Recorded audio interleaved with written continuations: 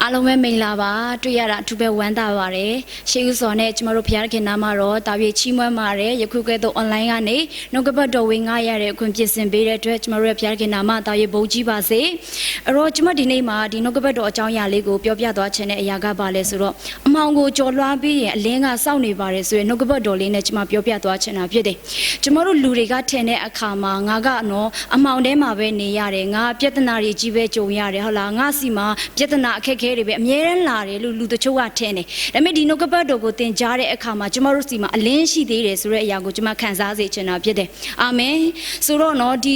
ီကျမတို့ဒီကာလမှာလူ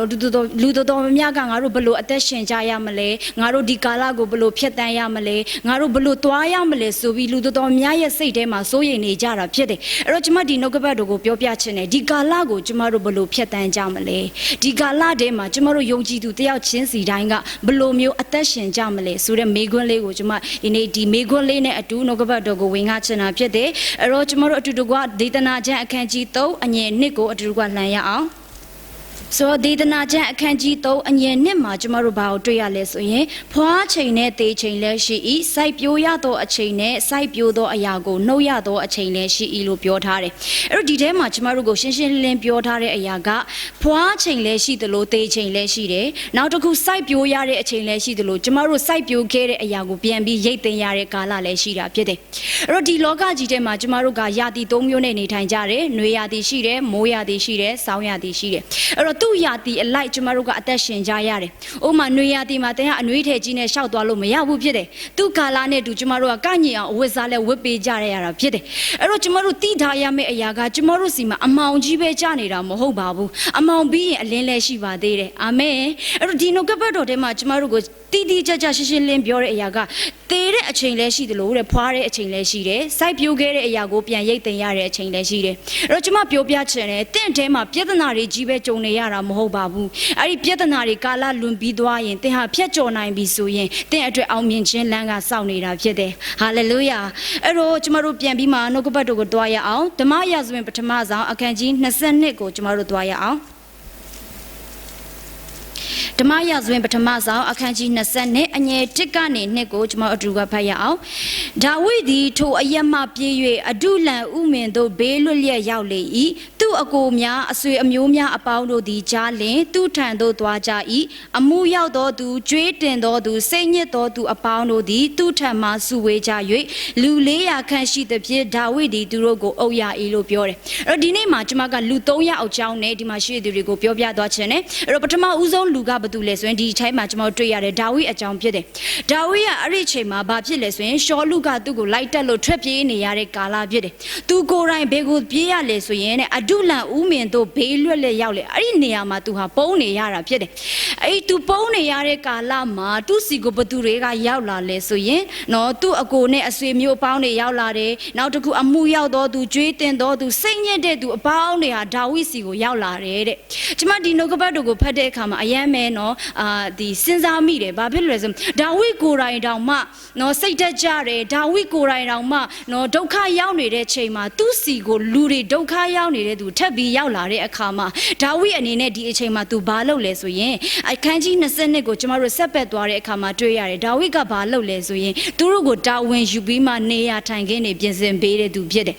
အဲကြောင့်ဒီကာလမှာကျမတို့ဘယ်လိုမျိုးဖြတ်တန်းရမလဲဒါဝိဒ်ကဲ့သို့ကျမတို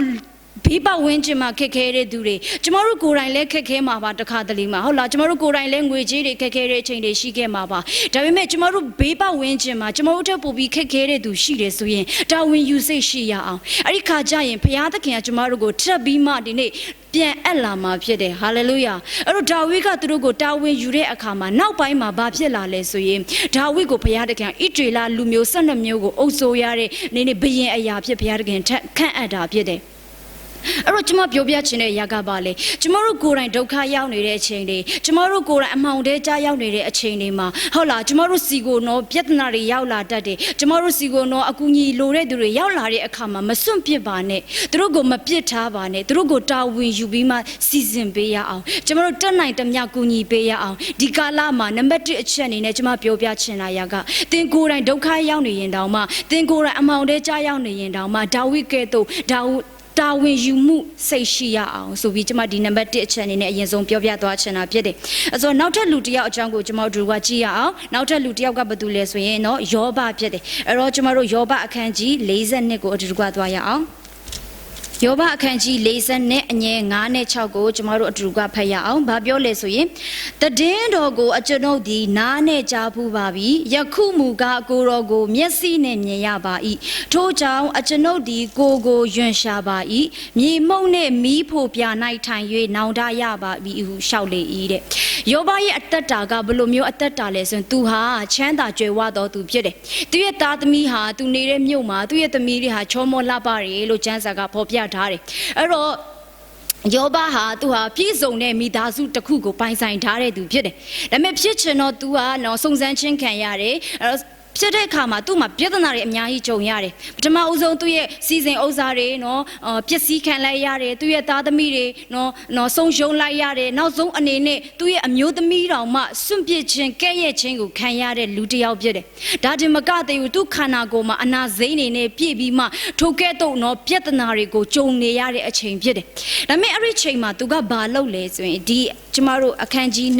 40နဲ့အငယ်9နဲ့6မှာခုနကျမဖတ်သွားတဲ့အရာကဘာပြောလဲဆိုရင်တည်င်းတော်ကိုအကျွန်ုပ်ဒီနားနဲ့ကြားပူပါပြီယခုမူကားကိုတော်ကိုမျက်စိနဲ့မြင်ရပါ၏လို့ပြောတယ်။အဲ့ဒီ तू ဒုက္ခရောက်နေတဲ့အချိန် तू အမှောင်ကာလကြာနေတဲ့အခါမှာ तू ကဘသူ့ကိုသွားမြင်လဲဆိုရင်ဖယားသခင်ကိုသွားပြီးမြင်တာဖြစ်တယ်။အာမင်အဲ့တော့အရေးကြီးဆုံးကကျမတို့ဒုက္ခရောက်နေတဲ့အချိန်မှာအခြားအရာကိုမြင်ဖို့မဟုတ်ဘူးဒုက္ခရောက်နေတဲ့အချိန်မှာငါ့ကိုဘသူကူညီနိုင်မလဲဟုတ်လားငါ့ကိုဘသူကပတ်စံချီပေးနိုင်မလဲအဲ့ဒါတွေကိုကျမတို့ကမျှော်ရမှာမဟုတ်ဘူးဖြစ်တယ်ကျမတို့ဒုက္ခရောက်နေတဲ့အချိန်မှာကျမတို့ကြည်ဖို့ကဖယားသခင်ဖြစ်တယ်အာမင်အဲ့တော့ယောဘကဖယားသခင်ကိုမြင်တဲ့အခါမှာသူ့ကိုသူဘာပြောလဲဆိုရင်တဲ့အကျွန်ုပ်ဒီကိုယွန်ရှာပါ၏မြေမှုန့်နဲ့မီးဖို့ပြ၌ထိုင်၍နောင်တရပါ၏လို့ပြောတယ်အဲ့တော့ဘုရားသခင်စီမှာသူဟာနောင်တရတဲ့အကြောင်းကိုဘုရားသခင်ကိုကြားလျှောက်ခဲ့တယ်အာမင်အဲ့တော့မိတ်ဆွေကျွန်မအားပေးခြင်းနဲ့ဒီနေ့ယောဘအသက်တာကဲ့သို့ဒုက္ခရောက်နေရင်တောင်မှဘုရားသခင်ကိုမြင်တတ်တဲ့အသက်တာဖြစ်ရအောင်ဟာလေလုယာဒုက္ခရောက်နေတဲ့အခါမှာကျွန်တော်တို့ကိုဘယ်သူကူညီနိုင်မလဲဆိုပြီးလူအချင်းချင်းကိုအာမကိုပါနဲ့ဘုရားသခင်ကိုမြင်ရအောင်ဘုရားသခင်ကိုရှာရအောင်အဲ့ဒီခါမှာဘုရားသခင်ကဘာပြောလဲဆိုအငယ်30မှာထပ်ပြောတယ်ဘာပြောလဲဆိုရင်သူခံရသောဒုက္ခအကြောင်းကိုထာဝရဘုရားသည်ပယ်ရှင်း၍အရင်ထက်နှစ်ဆသောဥစ္စာကိုပေးတော်မူ၏လို့ပြောတယ်အဲ့တော့ယောဘကသူကဘာဖြစ်လဲဆိုရင်ဘုရားသခင်စီကိုအဲ့လိုနောင်တရတဲ့အကြောင်းကြားလျှောက်တဲ့အခါမှာဘုရားသခင်ကသူ့ကိုဘာပြောလဲသူခံရသောဒုက္ခအကြောင်းကိုလည်းထာဝရဘုရားကပယ်ရှင်းပေးတယ်လို့ပြောတယ်အာမင်အဲ့တော့ကျွန်မဒီနေရာကနေသင်တို့အသက်တာအသီးသီးကို prophet ပြုချင်တာဖြစ်တယ်ဘုရားသခင်ကကျွန်တော်တို့ခံရတဲ့ဒုက္ခဆင်းရဲတွေကိုပယ်ရှင်းပေးမယ်ဘုရားဖြစ်တယ်ဟာလေလုယာယခုပင်သင်အသက်တာထဲမှာဒီနေ့ဆင်းရဲဒုက္ခတွေကြုံရတယ်အခက်အခဲတွေကြုံရတယ်ဆိုရင်ဘုရားသခင်အသင်ကိုပယ်ရှင်းပေးဖို့ရန်အတွက်ဆန္ဒရှိတာဖြစ်တယ်ဒါပေမဲ့ကျွန်တော်တို့တစ်ခုလုပ်ရမယ့်အရာကထိုဘုရားသခင်ကိုမြင်ဖို့ရန်အတွက်အရေးကြီးတယ်အာမင်အဲ့တော့ပေးရှင်းပေးတဲ့အခါမှာဘုရားသခင်အဲ့ဒါနဲ့မပြီးသွားဘူးအရင်ထက်နှစ်ဆသောဥစ္စာကိုသူ့ကိုပေးတယ်လို့ပြောတယ်အာမင်အဲ့တော့သင်ဆုံးရှုံးခဲ့တဲ့အရာတွေဟုတ်လားဒီ COVID-19 ကြောင့်တင်ငွေကြေးတွေဆုံးရှုံးခဲ့တယ်သင်ဝမ်းမြောက်ခြင်းတွေဆုံးရှုံးခဲ့တယ်လုပ်ငန်းတွေသင်ဆုံးရှုံးခဲ့တယ်ဆိုရင်ကျွန်မအားပေးခြင်းနဲ့ဘုရားသခင်အရင်တည်းနှစ်ဆသောကောင်းကြီးကိုပေးနိုင်တဲ့ဘုရားဖြစ်တယ်အာမင်အရေးကြီးဆုံးကဒီကာလထဲမှာသူ့ကိုမြင်ဖို့ရန်အတွက်အရေးကြီးတာဖြစ်တယ်အာမင်အဲ့တော့နံပါတ်1အချက်အနေနဲ့ကျွန်မအားပေးခြင်းနဲ့ယောဘအသက်တာကဲ့သို့သင်အမောင်ထဲကြားရောက်နေတယ်သင်တော့ဒုက္ခရောက်နေတယ်ပြဿနာကြုံနေလူတွေစွန့်ပစ်ခြင်းခံရတယ်အရာအားလုံးဆုံးရှုံးသွားရင်တောင်မှဘုရားကိုမြင်ဖို့ရန်အတွက်ဆန္ဒရှိရအောင်အာမင်အဲ့ဒီခါမှာဘုရားသခင်ကကျမတို့ကိုနှစ်ဆသောကောင်းကြီးနဲ့ပြန်လဲပြီးကောင်းကြီးမင်္ဂလာပေးအပ်လာမှာဖြစ်တယ်ဟာလေလုယာအာမင်ဆိုတော့ကျမတို့နောက်ထပ်လူတစ်ယောက်အနေနဲ့ကျမတို့ပြန်ပြီးမှလေ့လာရအောင်အဲ့ဒီလူကဘာတူလဲဆိုရင်တော့တမန်တော်အခန်းကြီး9မှာကျမတို့တွေ့ရတာဖြစ်တယ်အဲ့တော့နှုတ်ကပတ်တော်ကိုအတူတူကကြည့်ရအောင်တမန်တော်အခန်းကြီး9အငယ်55အဲ့တော့ကျွန်တော်တမန်တော်အခန်းကြီး9ကိုအတူတူကကြည့်ရအောင်တမန်တော်အခန်းကြီး9အငယ်55ကိုကျွန်တော်အတူတူကဖတ်ရအောင်သူဒီလေတန်ရှင်တော်ဝိညာဉ်တော်နဲ့ပြည့်တဲ့ဖြစ်ကောင်းကင်သို့စစ်စစ်ကြည်မြော်၍ဖျားသခင်ဤဘုန်းတော်ကို၎င်းဖျားသခင်ဤလက်ရတော်ဖက်၌ယေရှုရဲ့နေဒီကို၎င်းမြင်လင်းတဲ့အဲ့တော့ဒီနေရာမှာကျွန်တော်တွေ့ရတဲ့အကြောင်းအရာကဘု து အကြောင်းအရာဆိုတတိဖန်အကြောင်းအရာဖြစ်တယ်အဲ့တတိဖန်က तू ကဘာဖြစ်လို့ဒီနေရာကိုရောက်နေလားဆို तू ဟာဧဝံဂေလိဟောပြောတဲ့အတွက်ကြောင့်သူ့ကိုလူတွေကစစ်ဆေးနေကြတဲ့အချိန်ဖြစ်တယ်အဲ့တော့ तू ကိုယ်တိုင်ခက်ခဲတဲ့ကာလမှာ तू ဘာလုပ်လဲဆိုကျွန်မအရန်သဘောကျတဲ့အရာက तू ဘာလုပ်လဲဆိုဘုရားသခင်ကိုမျှော်ကြည့်တယ်လို့ ပြောတယ်။ကောင်းကင်ကိုတဲ့စစ်စစ်ကြီးမြော်၍တဲ့ဖျားသခင်၏ဘုန်းတော်ကို၎င်းတဲ့ဖျားသခင်၏လက်ရတော်ဖက်၌ယေရှုရဲ့နေဒီကို၎င်းသူမြင်တယ်လို့ပြောတယ်။အဲ့တော့ဒုက္ခရောက်နေတဲ့အချိန်မှာအခုနကကျွန်မပြောသွားတဲ့ကဲတော့ယောဘအသက်တာကဲတော့ဖျားသခင်ကိုမြင်ရအောင်နောက်တစ်ခုတတိပံအသက်တာကဲတော့ဖျားသခင်ကိုမျှော်ကြည့်ရအောင်မိတ်ဆွေ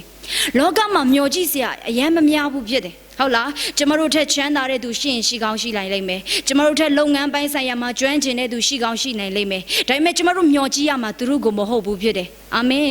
ဟာလေလုယာကျမတို့မျှော်ကြည့်ရမှာဖခင်သခင်ကိုဖြစ်တယ်တတိပံကဲ့သို့သူကိုယ်တိုင်စစ်ဆေးတဲ့ကာလသူကိုယ်တိုင်ဒုက္ခရောက်နေတယ်နော်ဘေးချက်နံချက်ဖြစ်နေတဲ့ကာလမှာသူဘသူကိုမျှော်ကြည့်လေတန်ရှင်တော်ဝိညာဉ်တော်နဲ့ပြည့်ပြီးမှတဲ့ကောင်းကင်ကိုစစ်စစ်မျှော်ကြည့်တဲ့အခါမှာနော်အရင်အားရစရာကောင်းတဲ့အရာကဖခင်သခင်ရဲ့ဘုန်းတော်ကိုသူမြင်တွေ့ရတယ်ဒါတိမကဘူးဖခင်သခင်ရဲ့လက်ရဘက်မှာဒီနေ့ယေရှုကမတ်တက်ရက်နေတယ်ဆိုတဲ့အရာကိုသူမြင်တွေ့ခွင့်ရတာဖြစ်တယ်အာမင်အယံကိုနော်ထူးဆန်းတဲ့မျက်မှောက်တော်တစ်ခုကိုသူခံစားရတာဖြစ်တယ်ဟာလေလုယာမိတ်ဆွေသင်ရောမမြင်ခြင်းဘူးလားဖခင်သခင်ရဲ့ဘုန်းတော်ဒီနေ့ယေရှုကိုမမြင်ခြင်းဘူးလားခက်ခဲရကာလမှာကျမတို့ယေရှုကိုမြင်ဖို့ရန်အတွက်အကောင်းဆုံးသောအခွင့်အရေးဖြစ်တယ်အာမင်တော်များကကျမတို့အစဉ်ပြေနေတဲ့အချိန်မှာဖခင်ကိုမေ့တတ်ကြတယ်ဟုတ်လားကိုနော်အစဉ်ပြေတဲ့အချိန်ငွေကြေးတွေအစဉ်ပြေနေတဲ့အချိန်ဝမ်းမြောက်ခြင်းတွေရှိတဲ့အချိန်မှာထိုယေရှုကိုကျမတို့မေ့တတ်ကြတယ်ဟုတ်လားဖခင်ကိုအချိန်ပေးဖို့ရန်အတွက်အချိန်မပေးနိုင်ခဲ့တဲ့အချိန်တွေအများကြီးရှိတယ်ဒါပေမဲ့ဒီနေရာမှာကျမတို့တွေ့ရတဲ့အရာကခက်ခဲရာကာလအမောင်ကာလထဲမှာကျမတို့ဖခင်ကိုတွေ့နိုင်ဖို့ရန်အတွက်အယံမဲ့တေချာတာဖြစ်တယ်ဖခင်သခင်ကကျမတို့ကိုအမောင်ကာလမှာပဲမနေစေချင်ဘူးကျမပြောမယ်မနှက်ဖြန်နေ့တစ်ကိုရောက်ချင်ဒီညကိုတော့သင်ဟာဖြတ်တန်းရမှာဖြစ်တယ်အာမင်ဒီညကိုသင်မနေချင်မဲနဲ့ငါမနှက်ဖြန်ကိုပဲရောက်ချင်ပြီးငါမနှက်ဖြန်နေ့ကိုပဲလိုချင်တယ်သင်လုံးလုံးမရဘူးဖြစ်တယ်မနှက်ဖြန်ကိုသင်ဟာရောက်ချင်နေဆိုရင်ဒီညကိုတော့သင်ဟာဖြတ်ကိုဖြတ်တန်းရတာဖြစ်တယ်ထိုကဲ့သို့ပင်လင်ဒီနေ့အောင်မြင်ခြင်းလမ်းစာကိုသင်လျှောက်လန်းချင်နေဆိုရင်တော့ခြိုက်ဝမ်းတွေကိုလည်းသင်ဟာဖြတ်တန်းရမှာဖြစ်တယ်အာမင်ဘုရားသခင်ကြွေးမွေးတဲ့ဒီနေ့စပွဲခင်းထဲမှာသင်စားချင်နေဆိုရင်တော့ဒီနေ့ခြိုက်ဝမ်းတွေကိုလည်းသင်ဟာဖြတ်တန်းနိုင်တဲ့သူဖြစ်ဖို့လိုအပ်တာဖြစ်တယ်ဒီနေ့ခက်ခဲရာကာလမှာကျမတို့ဘယ်လိုဖြတ်တန်းမလဲကျမပထမအဆုံးမေးခွန်းရတဲ့အရာကနံပါတ်1ချက်အနေနဲ့ဒါဝိကဲ့သို့ဒီနေ့ခက်ခဲရာကာလမှာသင်ကိုယ်တိုင်အမောင်တဲကြရောက်နေတယ်သင်ကိုယ်တိုင်ပြဿနာတွေကြုံနေတယ်သင်ကိုယ်တိုင်တော့ပြေးနေရတဲ့ဘဝဖြစ်နေရင်တောင်မှဒီနေ့တာဝန်ယူစိတ်ရှိရအောင်အချင်းချင်းကူညီရအောင်ဖေးမရအောင်ဆောင်းလျှောက်ရအောင်အာမင်နံပါတ်2အချက်အနေနဲ့ယောဘအသက်တာကဲ့သို့သင်တော့အရာအလုံးဆုံးရှုံးသွားတယ်ဟုတ်လားယောဂတွေကြောင့်သင်ဟာဆုံးရှုံးသွားတယ်သင်ယောဂကုရတာနဲ့ငွေကြေးတွေဆုံးရှုံးသွားတယ်လုပ်ငန်းတွေအလုပ်ဖြုတ်ခံရတယ်ကိစ္စမရှိဘူးဖြစ်တယ်ဘုရားသခင်သင်ကိုတာဝန်ယူပေးမှာဖြစ်တယ်အာမင်အရေးကြီးဆုံးကဒုက္ခလထဲမှာသူ့ကိုမြင်ဖို့ရန်အတွက်အရေးကြီးတယ်သူ့ကိုမြင်ပြီးမှသူ့စီကိုတိုးဝင်လာဖို့ကအရေးကြီးတာဖြစ်တယ်အဲ့လိုဆိုဘုရားသခင်အသင်ကိုအရင်ထက်နှစ်ဆတော့ကောင်းကြီးမင်္ဂလာကြီးနဲ့ဒီနေ့ပေးဖို့ရန်အတွက်ဘုရားသခင်ဝင်မလေးဘူးဖြစ်တယ်ဟာလေလုယာနောက်ဆုံးအနေနဲ့တသေပံအသက်တာကဲ့သို့တင်ခက်ခဲတယ်လူတွေကတင့်ကိုဝိုင်းပြီးစစ်ဆေးတယ်လူတွေကတင့်ကိုဝိုင်းပြီးကဲ့ရဲ့တယ်ရှုံချပေမဲ့တသေပံကဲ့သို့ဝိညာဉ်တော်နဲ့ပြေဝတဲ့အသက်တာဖြစ်ရအောင်အဲ့ဒီခါကျရင်တင်ဟာဘုရားသခင်ရဲ့ဘုန်းတော်ကိုမြင်တွေ့ရမှာဖြစ်တယ်ဒီနေ့ယေရှုကိုမြင်ရမှာဖြစ်တယ်ဘုရားသခင်ကိုမျှော်ကြည့်ရအောင်ကာလတစ်ခုချင်းစီတိုင်းမှာဘုရားသခင်နဲ့ဖြတ်တန်းရအောင်စိတ်မကြပါနဲ့အမောင်ကာလပြင်အလင်းရှိပါသေးတယ်အာမင်ဒီနေ့ပြင်မနေ့ပြန်ဆိုတာလာအောင်မှာဖြစ်တယ်အဲ့တော့တင့်စီမှာပြဿနာကြီးပဲရှိမှာမဟုတ်ဘူးအဲ့ဒီပြဿနာပြီးရင်အောင်မြင်ခြင်းဟာတင့်အတွက်ဖြစ်တယ်အာမင်ဘာဖြစ်လို့လဲဆိုရင်ကျမတို့ကိုးကွယ်တဲ့ဖခင်သခင်အသက်ရှင်နေလို့ဖြစ်တယ်အဲ့တော့ဒီနှုတ်ကပတ်တော်နဲ့ဒီမှာရှိသူတယောက်ချင်းစီတိုင်းကိုခွန်အားပေးချင်တာဖြစ်တယ်အယောက်ချင်းစီတိုင်းပေါ်ဖျားရှင်အထူးပဲကောင်းချီးပေးပါစေ